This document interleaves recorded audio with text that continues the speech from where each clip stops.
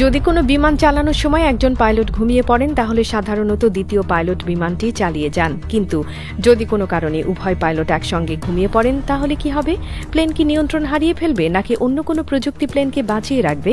আসলে এই ধরনের পরিস্থিতির জন্য আধুনিক বিমানগুলোতে একটি অত্যাধুনিক সিস্টেম থাকে যাকে অটো পাইলট মোড বলা হয়।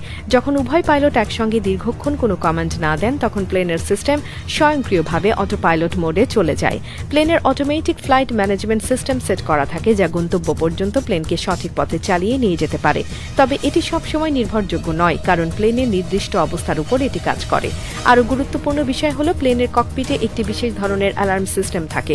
যদি 30 সেকেন্ডের বেশি সময় পাইলটদের কাছ থেকে কোনো কমান্ড না আসে তাহলে ককপিটের ভিতরে একটি উচ্চ শব্দের অ্যালার্ম বেজে ওঠে। এটি এতটাই জোরে বাজে যে ঘুমিয়ে থাকা অবস্থায় পাইলটরা সহজেই জেগে ওঠেন। প্রসঙ্গত, বিমানের প্রতিটি ফ্লাইটের আগে পাইলটদের শারীরিক পরীক্ষা করা হয় যাতে নিশ্চিত হওয়া যায় যে তারা সম্পূর্ণ সুস্থ ও সজাগ আছেন। অধিকাংশ ক্ষেত্রে একজন পাইলট যদি বিশ্রামের প্রয়োজন মনে করেন তবে অন্যজন সম্পূর্ণ দায়িত্ব নেন, তাই একই সময়ে দুই পাইলট ঘুমিয়ে পড়ার ঘটনা অত্যন্ত বিরল। যদিও ইতিহাসে এমন কিছু ঘটনা ঘটেছে যেখানে পাইলটরা ক্লান্তির কারণে ঘুমিয়ে পড়েছিলেন, কিন্তু আধুনিক প্রযুক্তির কারণে এই ধরনের ঝুঁকি এখন অনেক কম। Auto pilot mode, alarm system এবং অন্যান্য সুরক্ষা ব্যবস্থার কারণে বিমান সাধারণত নিয়ন্ত্রণ হারায় না এবং নিরাপদে গন্তব্যে পৌঁছাতে পারে।